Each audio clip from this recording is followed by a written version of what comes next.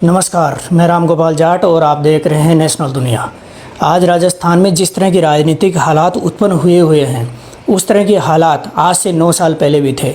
9 साल पहले परशुराम मदेरणा के बेटे महिपाल मदेरणा, जो कि तत्कालीन अशोक गहलोत सरकार में मंत्री थे, उनको बर्खास्त किया गया था और बाद में सीबीआई की विशेष अदालत के आदेश पर सीबीआई ने गिरफ्तार किया था। आपको इस संदर्भ में राजस्थान के वर्तमान हालात यानी राजस्थान के उप मुख्यमंत्री सचिन पायलट बर्खास्त किए जाने और उसके बाद राजनीतिक हालात जो उत्पन्न हुए हैं उसके बारे में विस्तार से जानकारी बताऊंगा। लेकिन मैं आपको यहाँ पर सचिन पायलट और महिपाल मदेरणा दोनों को जोड़कर इसलिए बता रहा हूँ क्योंकि इन दोनों घटनाओं में काफ़ी कुछ संबंध है। आप वीडियो को अंत तक देखिए और तय कीजिए कि क्या वास्तव में महिपाल मदेरणा के साथ जो घटना हुई, जो घटना कारित की गई, वही घटना सचिन पायलट के साथ भी कारित किए जाने की संभावना थी। पूरी प्लानिंग बना ली गई थी, साजिश रची गई थी। 1 सितंबर 2011 को बहुरी देवी, जो 36 साल की एक नर्स थी, वो गायब हो गई थी। उसके बाद महिपाल मदेरणा, मलखान सिंह, जो कि कांग्रेस के तत्कालीन विधायक थे, उनके ऊपर आरोप लगे कि उन्होंने महिपाल मदेरणा के साथ मिलकर बहुरी देवी को गायब करवाया, बल्कि उसकी हत्या कर दी गई। जांच सीबीआई को सौंपी गई।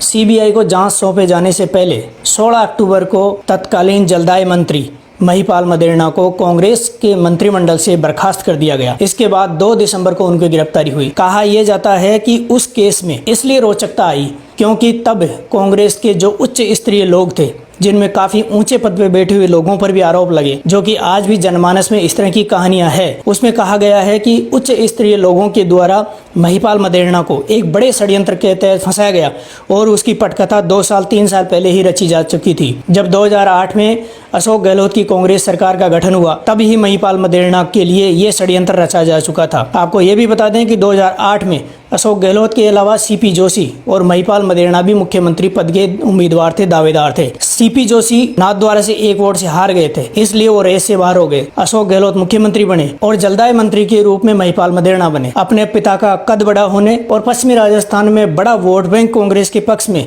किसान वर्ग से होने के कारण महिपाल मदेरणा को मुख्यमंत्री बनाए जाने की मांग उठने लगी थी। कहा जाता है कि अशोक गहलोत की सरकार जब अपने 2.5 साल पूरे कर चुकी थी, तब ये मांग तेज हुई और ऐसे समय में कांग्रेस में बैठे हुए कुछ उच्च पदों के नेताओं के द्वारा ये षड्यंत्र रचा गया और महिपाल मदेरणा को ठिकाने लगाने का काम किया गया। ये बात केवल चर्चाओं के आधार पर है, इसमें कोई तथ्य है या नहीं है इसका दावा हम नहीं करते हैं, लेकिन मामला सीबीआई में चल रहा है। आज 9 साल हो चुके हैं और महिपाल मदेरणा आज भी जेल में है। अब आपको बताते हैं राजस्थान की वर्तमान हालात, यानी सचिन पायलट के साथ जो घटना कारित हुई और जो षड्यंत्र रचा गया उसके बारे में। एक अंग्रेजी का बड़ा अखबार द डेली गार्जियन, उसके वरिष्ठ पत्रकार पंकज बोरा ने लिखा है, एक रिपोर्ट उन्होंने पब्लिश की है। उस रिपोर्ट में कहा गया है कि सचिन पायलट के साथ भी लगभग षड्यंत्र वैसा ही रचा जा रहा था जैसा महिपाल मदेरणा के साथ रचा गया। डूंगरपुर बांसवाड़ा के एक वरिष्ठ कांग्रेसी, जो कि सचिन पायलट के साथ होने का दावा करते थे, उनके द्वारा वहीं के उसी इलाके की एक महिला, जो कि विधवा थी, उनको सचिन पायलट से मिलवाया गया और उनको राजस्थान की जो राजनीतिक नियुक्तियां हैं उनमें स्थान दिलाने के लिए कहा गया। कहा जा रहा है कि तब सचिन पायलट से जिस महिला को मिलवाया गया, उस महिला को विषकन्या के तौर पे पेश किया गया था। कांग्रेस में ही कुछ बैठे हुए उच्च पदों के लोगों के द्वारा यह षड्यंत्र रचा गया था और कहा यह जा रहा है कि सचिन पायलट को उसी तरह से जेल में डालने का प्रयास था जिस तरह से महिपाल मदेरणा को डाला गया। अब आपको यहाँ पर यह घटना इसलिए बतानी जरूरी हो गई है, महिपाल मदेरणा भी 2.5 साल बाद राजस्थान कांग्रेस में मुख्यमंत्री पद का दावा ठोक रहे थे।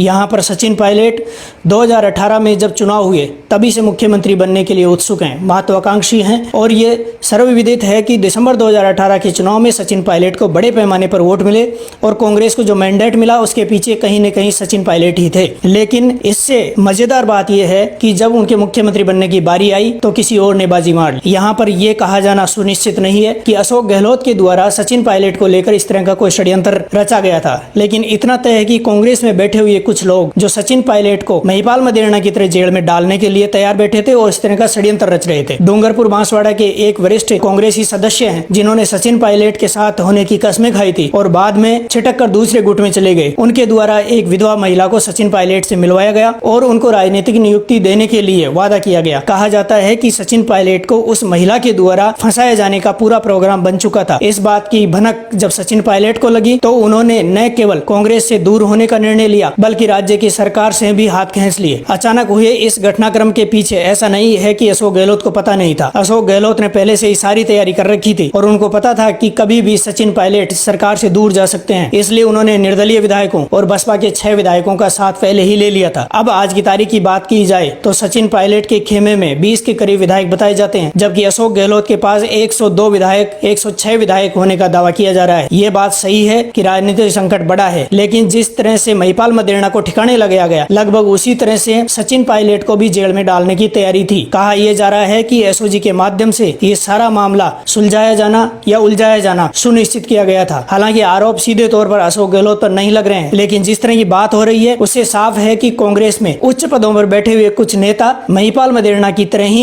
सचिन पायलट को भी जेल में डालकर निपटाना चाहते थे। अब ये बात और है कि सचिन पायलट बहुत ही रणनीतिकार और सुलझे हुए नेता हैं। जिस तरह से महिपाल मदेरणा सीधे मन के हैं और अपने पिता जो राजनीतिक विरासत है उसको संभालते आगे बढ़े थे, उनमें इतने ज्यादा प्रबंधन के गुण नहीं थे जितने सचिन पायलट में। सचिन पायलट युवा है और जब महिपाल मदेरणा को गिरफ्तार किया गया था तब की उनकी उम्र 59 साल थी। आपको बता दें कि जिस नर्स भंवरी देवी के कांड में महिपाल मदेरणा को गिरफ्तार किया गया था, उस महिला की उम्र 36 साल थी और उनकी जो सीडी है वो टेलीविजन पर, सोशल मीडिया पर खूब चली थी। दोनों को आपत्तिजनक स्थिति में दर्शाया गया था। हालांकि ये भी बताया गया था कि उसके अलावा कई और सीडियां थी जो बाहर आई ही नहीं। पिछले दिनों जिस तरह से फोन टेपिंग का मामला हुआ और जिस तरह के ऑडियो बाहर आए, उसके बाद एक बार फिर से 9 साल पुराना महिपाल मदेरणा का जो घटनाक्रम है वो वापस याद आ गया। जनमानस में ये चीज फिर से सामने आ गई कि कांग्रेस में ये षड्यंत्र एक बार फिर से रचा जा रहा था। एक बार फिर से ऐसे प्रतिद्वंदी नेता को जेल में डालने का प्रयास किया जा रहा था जो कहीं न कहीं अशोक गहलोत को चुनौती दे रहे थे। सचिन पायलट को राजनीतिक तौर पर खत्म करने की ये साजिश कोई एक दिन की नहीं है, बल्कि इसके पीछे 2.25 साल की प्लानिंग थी। कहा जा रहा है कि ये प्लानिंग अशोक गहलोत के ही गुट के कुछ लोगों के द्वारा लंबे समय से की जा रही थी और अशोक गहलोत को खुद को भी पता था कि सचिन पायलट उनके बड़े प्रतिद्वंदी हैं और कभी भी उनकी मुख्यमंत्री वाली कुर्सी जा सकती है। हालांकि ये कोई नहीं कह रहा है कि इस षड्यंत्र के पीछे अशोक गहलोत का हाथ था, लेकिन इतना तय है और इतना माना जा रहा है, राजनीतिक गलियारों में इस चीज की चर्चा भी है कि अशोक गहलोत खेमे के ही कुछ लोग सचिन पायलट को एक विषकन्या के जाल में उलझा रहे थे और विषकन्या के माध्यम से सचिन पायलट को जेल में डालने का प्रयास कर रहे थे। उनको भी महिपाल मदेरणा बनाने का प्रयास किया जा रहा था। ये बात सही है कि सचिन पायलट और महिपाल मदेरणा में बड़ा अंतर है। राजनीतिक पृष्ठभूमि लगभग समान सी रही हो, लेकिन फिर भी सचिन पायलट युवा हैं और विदेश में पड़े हुए हैं, काफी समझदार हैं, सुलझे हुए हैं और कहा यह जाता है कि उनको कांग्रेस में बरसों से हो रहे इस तरह की साजिशों का पहले से ही पता था, इसलिए वो काफी सोच समझकर आगे बढ़ रहे थे। महिपाल मदेरणा जो कि पश्चिमी राजस्थान के भीष्म पितामह, राजनीतिक भीष्म पितामह कहे जाने वाले परशुराम मदेरणा के बेटे हैं और उनको राजनीति विरासत में मिली, उनको ज्यादा मेहनत करने की जरूरत नहीं पड़ी। लेकिन सचिन पायलट के मामले में थोड़ा उलट है। सचिन पायलट राजनीति में तब आए जब उनके पिता का निधन हो गया। दूसरी तरफ महिपाल मदेरणा के पिता परशुराम मदेरणा का निधन तब हुआ जब महिपाल मदेरणा जेल जा चुके थे। भले ही दोनों नेताओं की घटनाओं में बड़ा अंतर हो, भले ही दोनों घटनाओं में 9 साल का अंतर हो, लेकिन साजिश लगभग वैसी ही थी। फर्क सिर्फ इतना सा है कि सचिन पायलट इस मामले में उलझे नहीं और महिपाल मदेरणा चपेट में आ गए। आपको यहाँ पर यह जानना जरूरी है कि कांग्रेस में इस तरह के षड्यंत्र बड़े लंबे समय से चलते आ रहे हैं। राष्ट्रीय लेवल पर और राज्य लेवल पर भी कई बार इस तरह की घटनाएं हो चुकी है। इसलिए यह कहना ज्यादा कठिन नहीं है कि कांग्रेस में कौन लोग हैं और कौन लोगों का गुट है जो इस तरह के षड्यंत्र करता है और अपने प्रतिद्वंदियों को निपटाने का काम करता है। फिलहाल आप बने रहिए हमारे साथ। वीडियो अच्छा लगे तो शेयर कीजिए और लाइक कीजिए। कल फिर मिलेंगे, तब तक के लिए नमस्कार, जय हिंद।